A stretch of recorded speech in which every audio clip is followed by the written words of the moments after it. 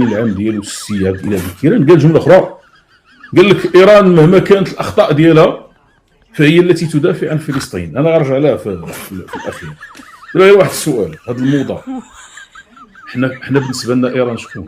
بالنسبه لنا ايران عدو، العلاقات مقطوعه، وايران كتستهدف الوحده الترابيه ديالنا، وايران ما سلحت ومولات ودارت مجموعه ديال الحوايج، والحرس الثوري كان كيجي يستنطق الناس اللي كانوا ديالنا اللي كانوا معتقلين عند البوليزاريو، كان كيجي يدير هذه المساله. بالاضافه لانه انا واحد المجموعه ديال الشهادات كنت سمعتها انه داكشي اللي كان كيتقال من طرفهم كيجيو انهم لدرجه انهم ساهموا حتى في التعذيب ديال المغاربه. كاين فيهم اللي كان كيدرب البوليزاريو، قائد ديال الحرس الثوري.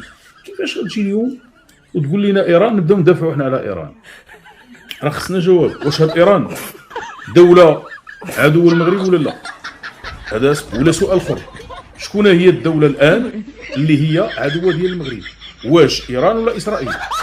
غنهضروا الموضوعيه دابا. حنا شكون اللي عندنا معاه علاقات؟ حنا عندنا الان علاقات مع اسرائيل، وسيروا تهمونا ثاني ويقولوا المتصهين وكذا. انا كنهضر باللغه ديال العلاقات الدوليه.